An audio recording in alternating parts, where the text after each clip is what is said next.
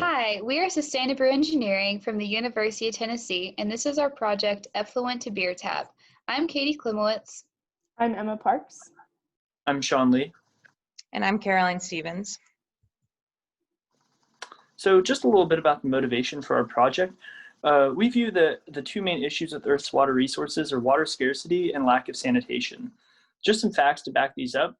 Water usage is increasing at twice that of population growth, and by the year 2030, the pressures of water scarcity could displace up to 700 million people.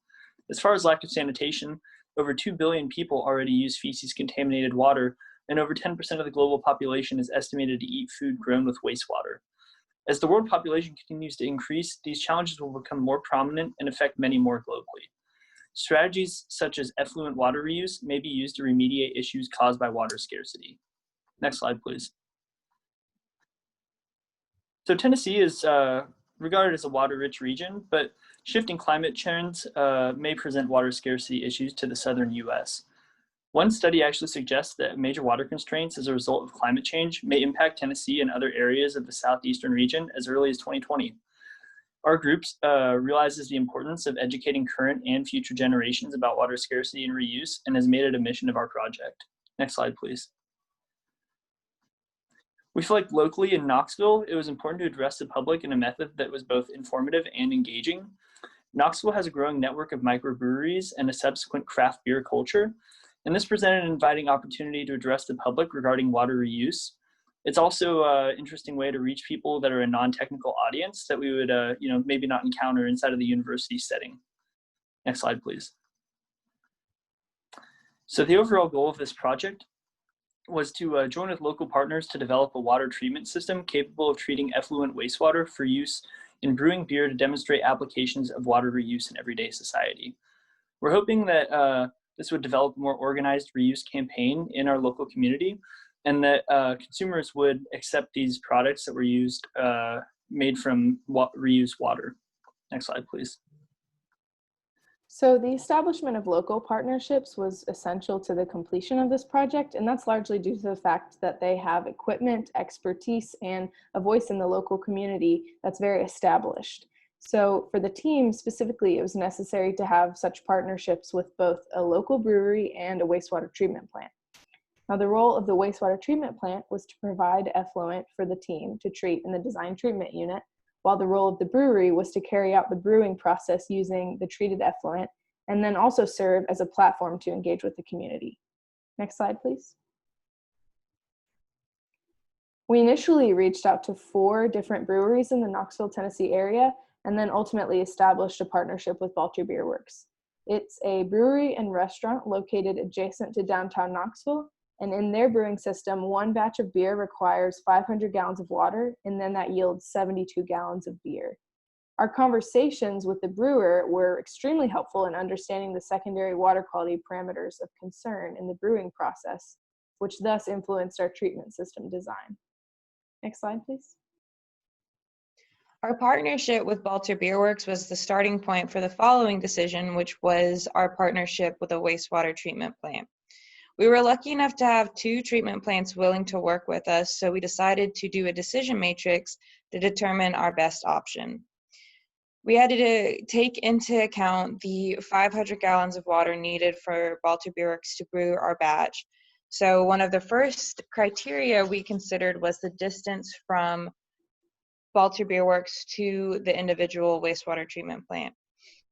This was due to the fact that we had to transport 500 gallons and the amount of gas it would take, as well as the damage it could cause to our our unit that we built during this drive. So as you can see on this map, the Haas Del Palo Utility District is about 20 minutes from Balter Beer Works, while the Pigeon Forge wastewater treatment plant is about 47 minutes.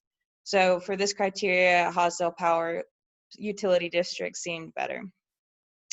Our second criteria was effluent water quality based on the data that HPUD and Pigeon Forge gave to us. So these, we narrowed it down to a few just to look at on a case-by-case basis, and we have 5-day CBOD, total suspended solids, E. coli, ammonium, alkalinity, and pH. We took into account which of these criteria individually was closer to potable water standards.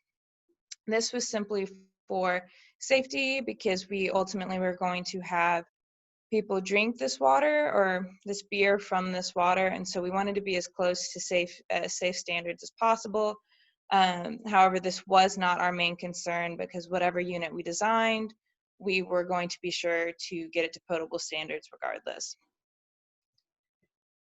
As you can see here, this is our decision matrix considering all of those criteria, weighted as distance is more important and the water quality standards a little bit lower, but ultimately Hosdale-Powell Utility District had the better score, and that was our decision, and we ultimately partnered with them.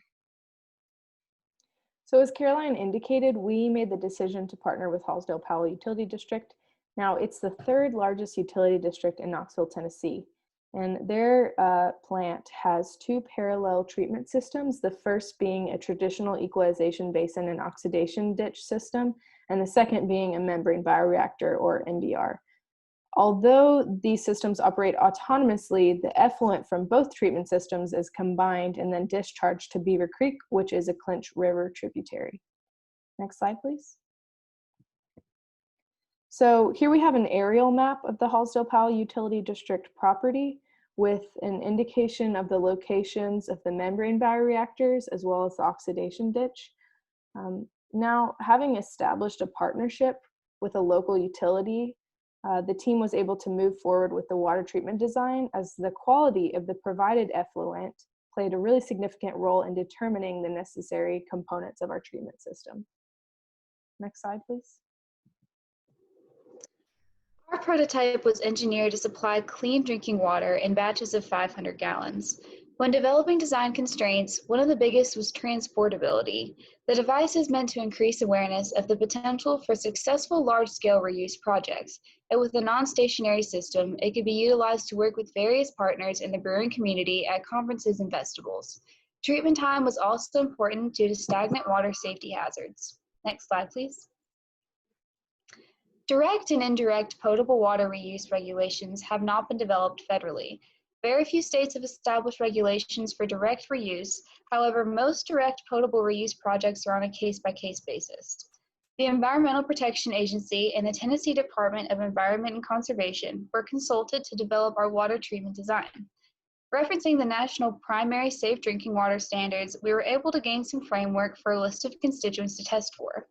TDEC also gave specific guidelines for our prototype, explaining the water delivered to the brewer must meet transient non-community public water system quality.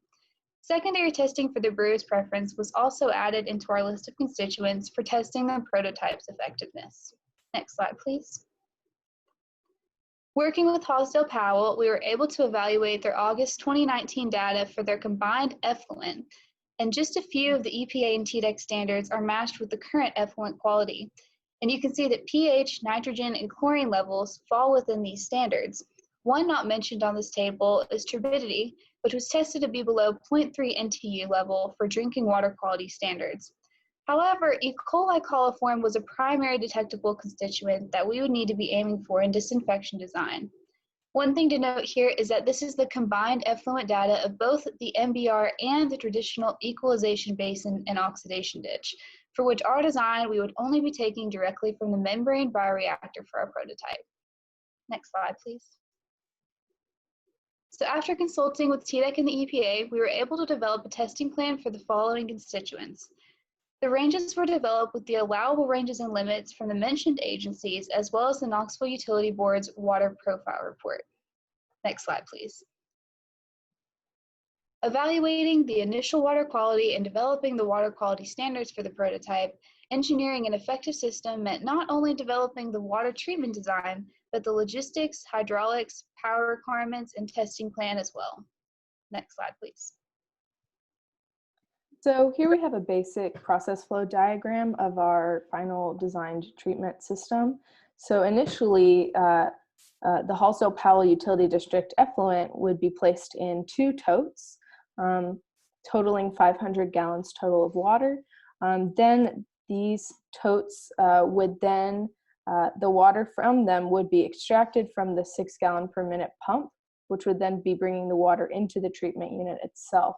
And then that water would be drawn through the carbon filtration adsorption filter, which would then be moved along into the ultraviolet disinfection unit.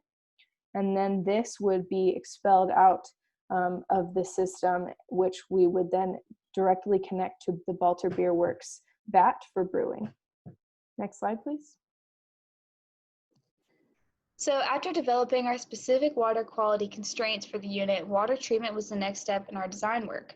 We needed to prioritize complete elimination of total coliform bacteria, as well as remove taste and odor compounds. Next slide, please. So for the disinfection of E. coli coliforms and other harmful constituents, we chose a small-scale UV treatment system.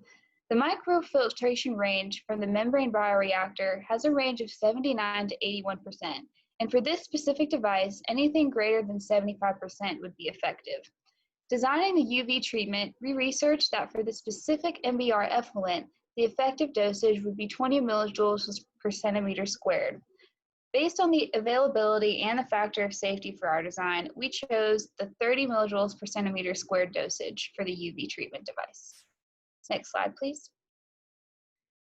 For larger impurities, such as taste and odor-causing natural organic compounds, carbon filters were used as pre-treatment for the UV disinfection as well. And these targeted geosmin and MIB taste and odor compounds. Next slide, please. So to transport this water through our unit, we had 3 main components that we took into consideration. These were valves, the piping, specifically PEX, and our pump. In addition to our PEX piping, we used copper piping, and this was to protect our PEX piping from our UV system. So we did include about 2 feet of copper piping, 1 foot on either end. The valves were specifically designed for PEX piping, and they were 3/4 inch as 3/4 inch in diameter, as was our PEX. As you can see here, we have a pump and pipe specs table, kind of outlining the main characteristics of the pipes and ultimately totaling our head loss, calculating through to about 8.43 feet. This is a good number because our pump had a maximum head of about 48 feet, so that we were well below, so our pump would be able to run well and maintain at least 5 gallon per minute speed. So one necessary component of the treatment system that we haven't discussed yet was a power supply, because components such as the pump and UV system require a power source in order to operate. So ultimately, we decided on utilizing solar power. Next slide, please. So we selected solar power for the advantages of portability and self-sustenance primarily, and this is keeping in step with the design priorities we previously discussed in the presentation. And the system needed to operate for at least 100 minutes continuously in order to treat 500-gallon batch of water. So with a total required wattage of 130 watts and an amperage of 2.5, we chose to utilize a 200-watt solar panel, a 12-volt battery, a power inverter, and they would all be stored in a plastic box for weather protection from the elements. Next slide, please. You can see here a summary of everything we've previously discussed and just our logistics diagram.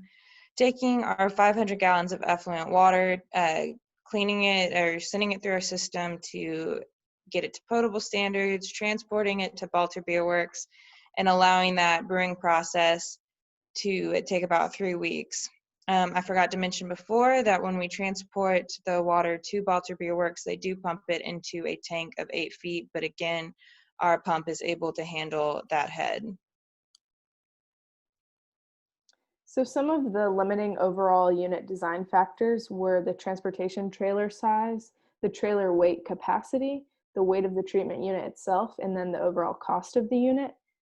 And as well, the distribution of weight on the trailer used for transport was also really critical for safe transport. And in addition, the total cost and weight were calculated to determine the affordability of the unit, as well as whether or not the trailer capacity requirements were met. Next slide, please. So this is a schematic of the placement of the totes and treatment unit on the trailer used for transport. The totes were placed directly over the trailer axles, as you can see, because they are the heaviest components of the entire system on the trailer bed. In addition, the treatment unit was placed as close to the trailer hitch as possible in order to minimize any potential drift. Now, in summary, the unit was approximately 360 pounds. The water itself, as well as the totes, weighed in at about 4,857 pounds, and the approximate total cost of constructing the unit was close to $900 US. Next slide, please. Here we have some pictures of our unit construction that we were able to complete. You can see a sweating pipe, putting the solar panels together to test how they would work. Here we have the overall constructed unit. You can see the influent water would go to the carbon filter, then through the UV system, in and out of that copper piping, and back through the PEX. On our right, we have our T connection. This was intended for our 2 totes to contain the 500 gallons of water. Unfortunately, the University of Tennessee went online right before we were able to get those 2 totes ordered and sent to us, so we weren't able to see how that T connection was able to operate. Also there you see the pump that would be pulling the water from those 2 totes. So as Caroline mentioned previously, the University of Tennessee elected to move online following spring break. So while we were able to construct most of the unit itself, we were unable to follow through with our water testing. Thus we developed a very in-depth testing plan to supplement that, so that when we are able to return to the work on this project, we have it ready to go. So there's really 2 phases. The first phase is preliminary testing at Hallsdale Powell Utility District. This involves testing a small batch, mainly for validation purposes. A certified operator with the state of Tennessee will be present to approve the water quality. And this actually works well because the testing facilities are on site at Hallsdale Powell Utility District, so we'll have rapid and comprehensive results. The second phase would actually be the water treatment for brewing at Balter Beer Works at their site. This would be more of a large brewing batch, so more in line with the 500 plus gallons needed to brew the beer. And because we already validated the treatment with a certified operator at Hallsdale Powell Utility District, we feel confident with the brewing partner and our utility partner that we're okay to go ahead and just use the assumption that this water is validated and treated on site for use in brewing. For further iterations of the design, we recommend the addition of media filters, specifically before and after UV treatment, to remove additional impurities. We also would have tested the carbon filter for exhaustion with the source water to ensure optimal performance for the entire length of treatment.